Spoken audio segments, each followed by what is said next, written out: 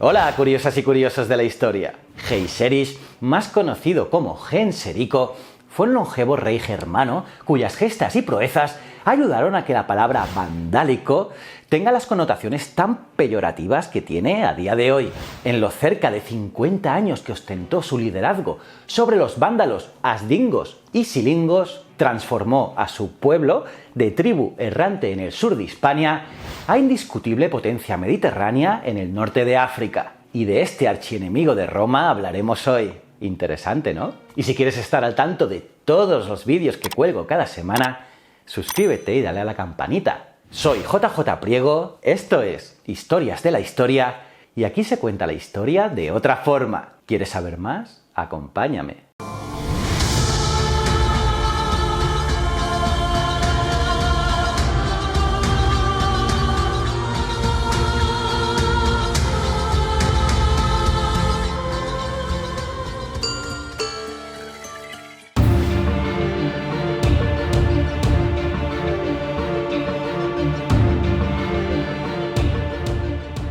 Sin más preámbulo, vamos a hablar de Genserico. Genserico era hijo ilegítimo del rey Godegisilio, que, curiosamente, significa el azote de Dios. Su madre no era germana, probablemente una esclava o romana o alana. Tampoco se sabe con certeza su fecha de nacimiento, quizá alrededor del 389 en las riberas del lago Batalón, a 100 kilómetros del actual Budapest, en Hungría. Los vándalos eran originarios de las riberas del Báltico y junto a otros pueblos germánicos fueron migrando hacia tierras más cálidas hasta toparse con las limes imperiales. Su origen híbrido hizo que Genserico no fuese el germano típico, alto y rubio, sino más bien de facciones mediterráneas, ya que era moreno de pelo y piel y no muy alto, algo que siempre le fue recriminado por la nobleza vándala, de pura estirpe germánica. Su vida transcurrió sin pena ni gloria a pesar de ser un hombre brillante y ducho en asuntos de armas, hasta que en el 428 fue elegido rey, sí, rey, a la muerte de su hermano Gunderico. Los vándalos silingos, una de las dos ramas en que se había fragmentado la etnia, llevaban años asentados en la Bética, que era una de las provincias romanas que existieron en la península ibérica, la zona llamada por los romanos como Hispania. Pues bien, allí había un equilibrio forzoso a base de saqueos, violencia y tensión, tanto con romanos nativos como con visigodos, unos visigodos que eran federados de Roma. Y en ese momento hubo un encargo directo del emperador de sacarles de Hispania, y Genserico no se lo pensó dos veces. El futuro de su pueblo no estaba en luchar contra los visigodos, no, ya que era luchar en el devastado y empobrecido sur de Hispania. Genserico pensaba en África y sus inmensas y fértiles tierras de labor, un lugar que por aquella época era la despensa de Roma. Los vándalos ya habían asolado en sus correrías tanto Cartago Nova, la actual Cartagena, también Hispalis, la actual Sevilla, y otras importantes ciudades y territorios del sur hispano. Y entonces la excusa para este movimiento hacia África se la facilitó el Comes Bonifacio, el gobernador de la diócesis de África, que por aquellos años estaba enemistado con la verdadera regente del imperio, la llamada Gala Placidia, que era la madre del débil emperador Valentiniano III. Pues bien, parece ser que Bonifacio cayó en desgracia ante la corte de Rávena, y por ello la emperatriz llegó a pedir incluso su ejecución. Piensa curioso que en el 402 Rávena fue la capital del Imperio Romano de Occidente, pues el emperador Honorio trasladó allí la corte imperial. Así, tras la amenaza de Gala Placidia, el Comes Bonifacio estaba temeroso de una intervención imperial en suelo africano, y por ello le pidió protección a Genserico, facilitándole así el acceso al territorio que él controlaba. Por cierto, otra curiosidad, y es que comes es una palabra latina que significa compañero o acompañante y que derivaría en la actual palabra conde.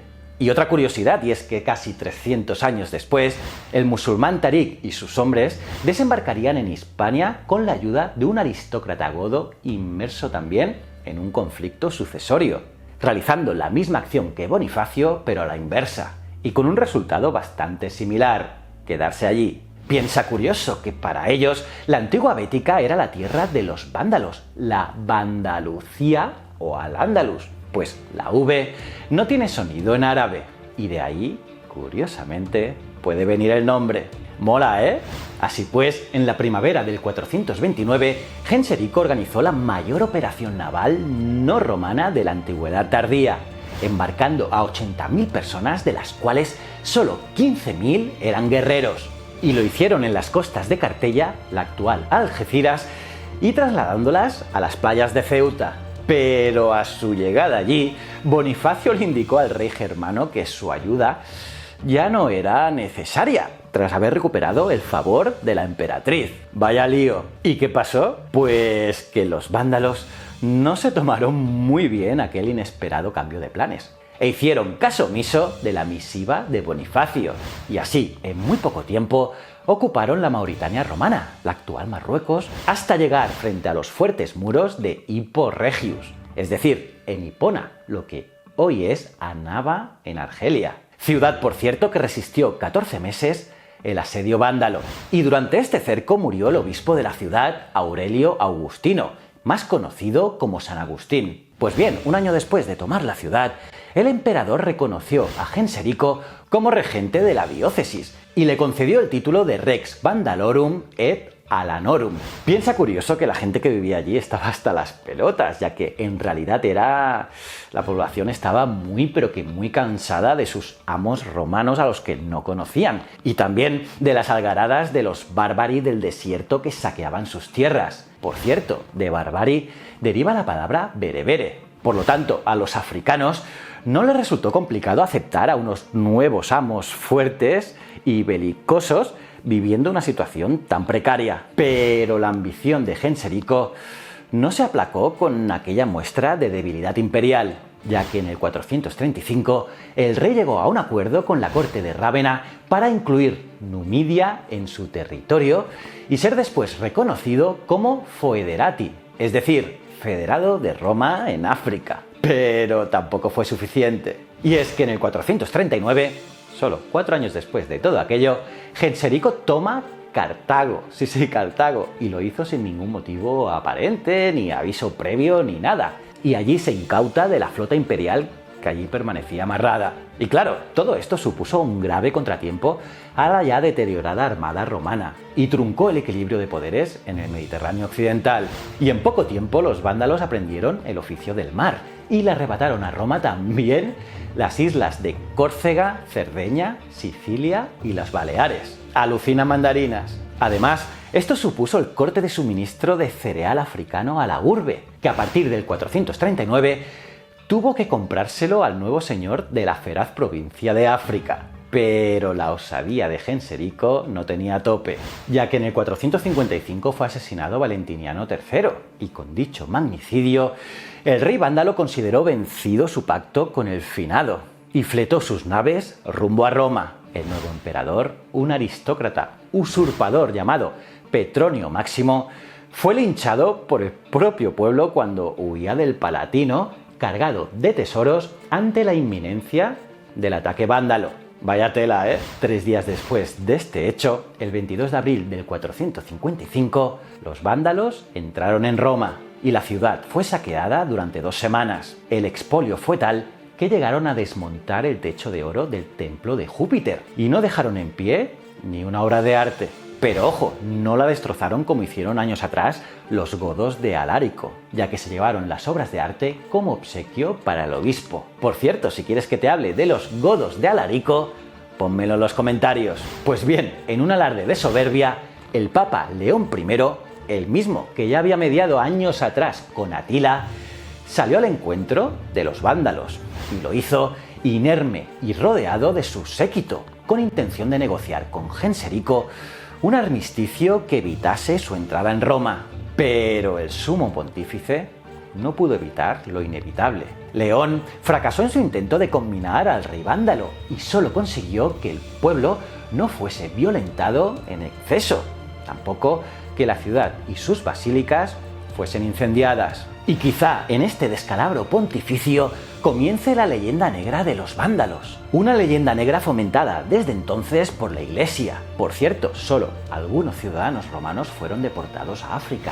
Y curiosamente, entre ellos se incluían muchos de los mantenedores de los acueductos, ya que bien sabía Genserico que el correcto uso del agua era vital en sus nuevas y áridas tierras. Y está claro que el botín fue cuantioso, y de nuevo, parte de la familia imperial formó parte de él. Así, por ejemplo, la emperatriz madre Licinia Eudoxia la Mayor, la viuda de Valentiniano, como así también sus dos hijas, tanto Placidia como Eudoxia la Menor, fueron reconducidas como rehenes a África, y esta última fue la elegida para ser desposada con el hijo y sucesor del rey, el príncipe llamado Hunerico.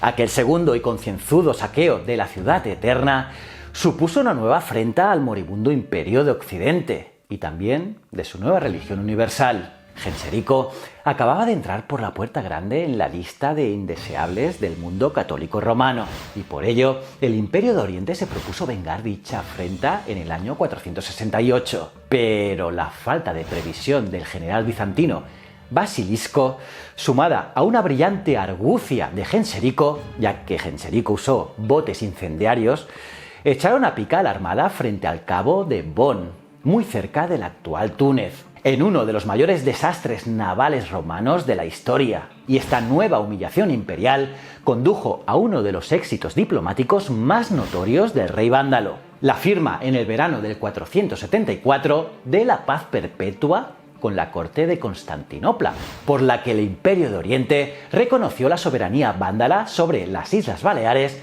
Córcega, Cerdeña, Sicilia y el norte de África. Y ojo, que gracias a las purgas que hizo durante su reinado entre la díscola nobleza vándala, Genserico llegó a octogenario. Sí, el tío cumplió más de 80. Y es que desde el 442 eliminó de su corte a todo cristiano o pagano que no profesase su corriente cristiana ligada al arrianismo, pero siempre respetando a sus súbditos católicos o de otras minorías cristianas. Además, confiscó muchos bienes de la Iglesia, pues veía en ella una amenaza a su reino. Finalmente, Genserico murió el 25 de enero del 477 y le sucedió su hijo Hunerico. Por cierto, los vándalos en general, y Genserico en particular, han sido muy maltratados por la historia. El término vandalismo, asociado a la violencia y brutalidad sin sentido, no es coetáneo de la Roma imperial, ya que entró en uso a partir de la Revolución Francesa, pues lo gótico era épico y lo vándalo salvaje. Pero este apelativo no es justo, ya que godos, hunos o incluso los refinados persas fueron mucho más crueles y despiadados con sus enemigos romanos. Pero, como decimos hoy, con la Iglesia hemos topado. ¿Cómo os habéis quedado, curiosas y curiosos? ¿Qué os ha parecido la vida de este protagonista de la historia? Tela, ¿no? Pónmelo en los comentarios. Y nada, aparte de darle me gusta al vídeo, suscribirte y campanita, mira este vídeo aquí que tienes que ver sí o sí. Y si no eres suscriptor, pues no sé qué haces, dale ya a este botón de aquí. Y estos dos botones son mis otros dos canales, tanto Ciencias de la Ciencia como Easypromos TV. Y recuerda, el conocimiento es un requisito esencial para la supervivencia. Muchísimas gracias.